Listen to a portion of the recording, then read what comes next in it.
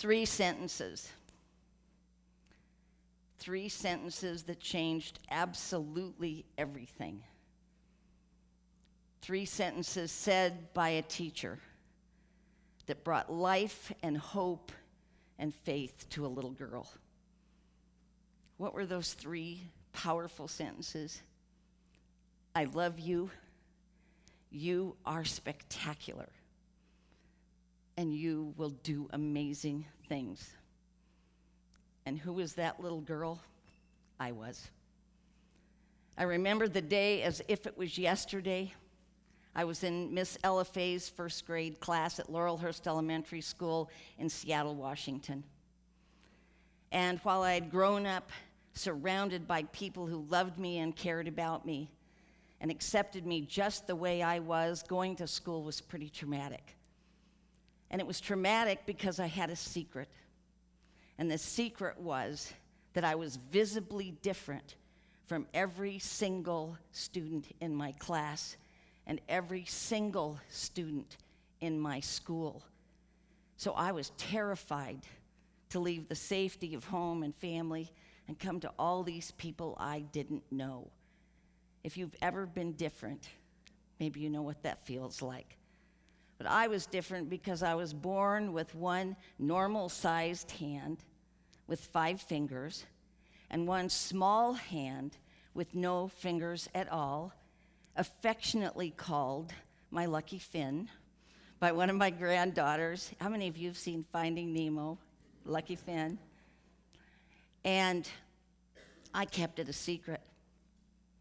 I was so afraid that if people saw what made me different, that they wouldn't want to be around me, that if you see pictures of me as a little girl, you would see that I have my hand in my pocket, you have my big hand over my little hand, and my hand behind my back. And a lot of times, I just didn't know what to do.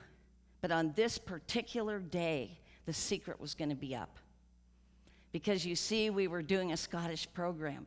And because I was partly Scottish, I was going to do the Highland Fling. And this wasn't exactly a small program. It was for our class, our school, and our parents were coming. So I had to go like this. And everyone was going to know. I was terrified. But Miss Fay just knew exactly what to do. She had us all sitting down in our desks with our costumes on and all this tittering going on, and she asked us to please close our eyes and take a deep inhaling breath and then to exhale and to look at her, which we all did. And when we saw her, we just saw so much empathy and compassion. And she said, you know, you might be feeling a little nervous right now, but I have some words to say to you that I hope you will keep in your heart forever. And she turned to John, who'd been picked on. And she looked right at him, clear through him to his heart, and said, John, I love you. You are spectacular. And every first grader went, oh, spectacular? I mean, like not just exactly average. I mean, like sort of kind of good. I mean, like spectacular, like the 4th of July. And Miss Fay said, and you will do amazing things. And she took those 3 powerful sentences and she said them to Sally and to Tom and to John and to Scotty Rhodes, to everyone. And I was last. And Miss Fay got up from her seat and came over in front of my desk, got down on her knees so she was eye to eye with me, and put out both her hands. And it was an invitation for me to put my hands in hers. And I was terrified. I thought my heart was going to come out of my chest. But you see, she was my teacher. So I trusted her, and I did. And she looked at me and she said, Linda Marie, I love you. You are spectacular. And then she leaned in so only I could hear. And she said, just the way you are. And she squeezed my left hand. And you will do amazing things. And in that moment, even though I knew I'd always wanted to be a wife and a mom and a nana, I knew that I was going to spend my life doing what Miss Faye did. I wanted to be a teacher. I figured teaching was the best job in the world. I wanted to be an encourager instead of a discourager. I wanted to be a dream maker, not a dream breaker. I wanted to give to students a love for learning and curiosity the way Miss Faye had done for me. And so today, as I stand on this stage, I am celebrating Miss Ella Faye. And it's not a surprise that when I was graduating from Roosevelt High School and there were 875 on my graduating class, that 8 out of the top 10 academic students, we had all had Miss Faye as a first grade teacher. See, I'm not sure we were the smartest ones in the class, although we were pretty smart. But what I do know is we believed in ourselves. We tried things because we knew if she believed in us, then we were worth something. And besides that, if that wasn't enough, every single year, from first grade until we graduated from high school, we got postcards from her. She kept track of us. And I bet you can guess what those postcards said. I love you. You're spectacular. And you will do amazing things. When Miss Ella Faye passed away, 65 of us from all over the country met to tell stories about the teacher who had started it all. And there were doctors and lawyers and engineers and business owners and construction workers and artists and social workers and teachers. Lots and lots of teachers. So I'm standing here in honor of her because she understood that teaching is sacred work. It's easy to forget that, but teaching is sacred work. And what that means is that teachers, whether you're teaching in kindergarten or elementary school or middle school or high school or university level or community colleges, no matter who you're teaching, you touch the heart and the soul and the mind of that student. It's a sacred work kind of job, and it's a gutsy job, and a job that takes all kinds of courage. So I'm here to celebrate the person who started it all, and I'm here to celebrate the thousands and thousands and thousands of teachers who get up every morning and do those lesson plans and grade those papers and love those children. Now, I've taught just about everything, and I haven't taught elementary school, but I'll tell you who the heroes are. Anyone who can spend 6 straight hours with 27 third graders is an angel. And that's even with great kids. So I'm celebrating my colleagues, and they are wonderful people, and they give of themselves in the classroom every single day. And I'm standing on this stage today to celebrate that this is my 50th year of being a teacher. Thank you. Yeah.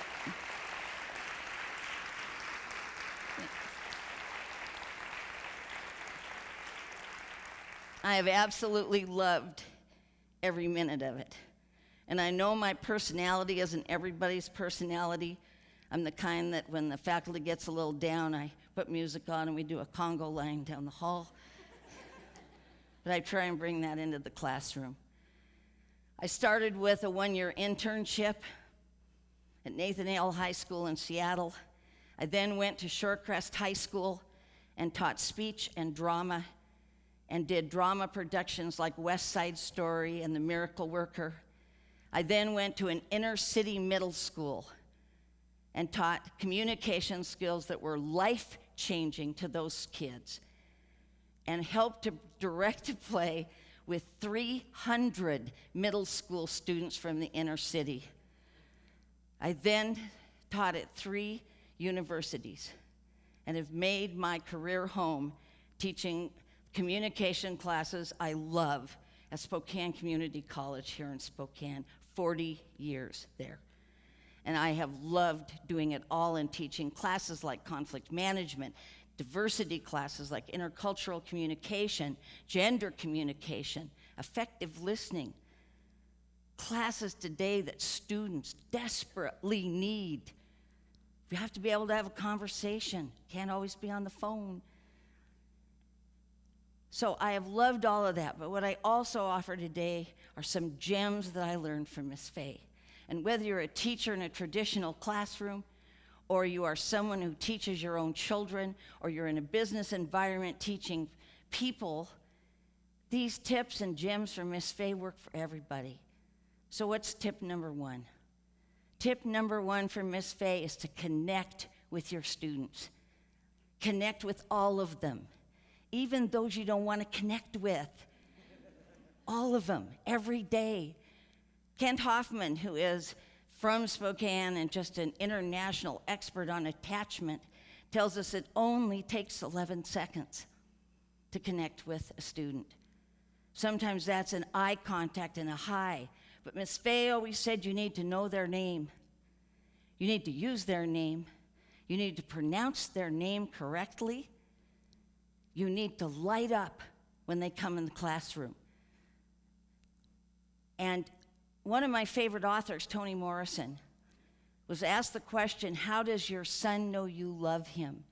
And she answered, because when he walks in the room, I light up.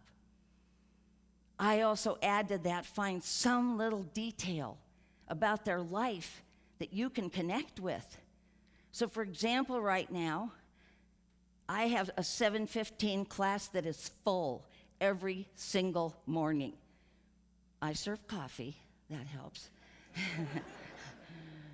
But Chase is in there, and Chase is on the golf team. And I like golf, and I used to play golf a long time ago. And Chase, one of his heroes was Arnold Palmer. And Arnold Palmer just passed away.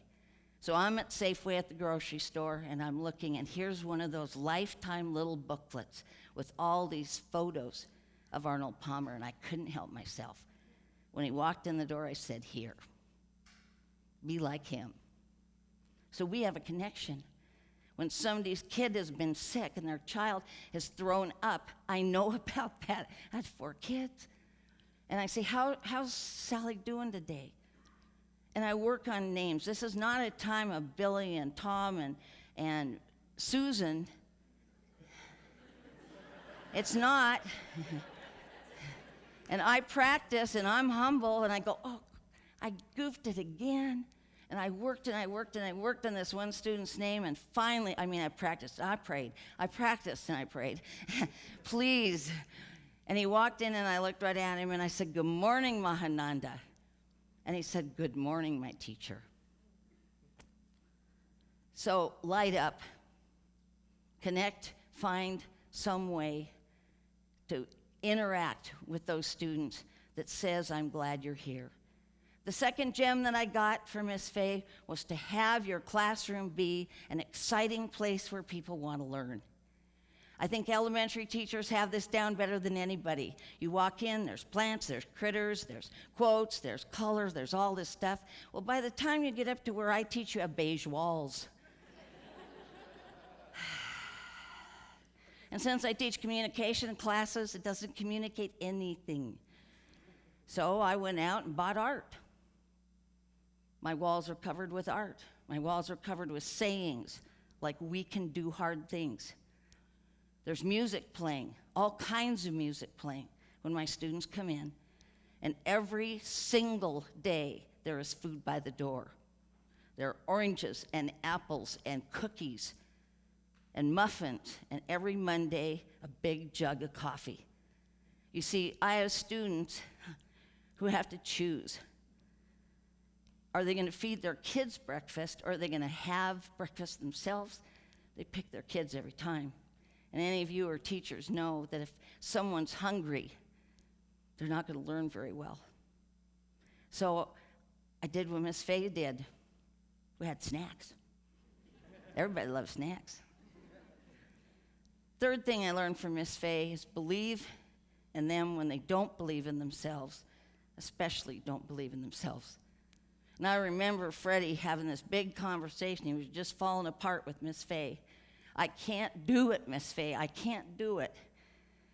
And she took a deep breath and she said, okay. And then she just paused and she just looked at him and said, what if we do it together? And he went, oh, okay. So I had a student who was the shyest student I have ever had. He talked to you like this, hello. You couldn't hear him. He didn't look up. And he was in a professional technical program at the college. He was needing to graduate, and he had to have my class to graduate. And part of the assignment was you have to do a final speech. He sounded just like Freddie. He came to me and said, Miss Linda, I can't do it. You see what I'm like. I can't talk to people. I want to talk to people. How am I ever going to get a job? How am I going to ever ask a girl for a date? And I looked at him, and I could almost hear Miss Fay whispering in my ear. And I said, well, okay, what if we do it together? And he said, you do that? And I said, sure. So I said, you got to write the talk. So he wrote the talk. He gave it to me in my office so I could hear. We went to a conference room. I sat at the end of the conference table, and any time I couldn't hear him, I just touched my ear. If I couldn't see him because he was looking down, when he looked up, I'd go like this. Then we went into the classroom where he was going to give his talk, and he gave it there, and I knew the whole talk by heart. The night before, I was a wreck.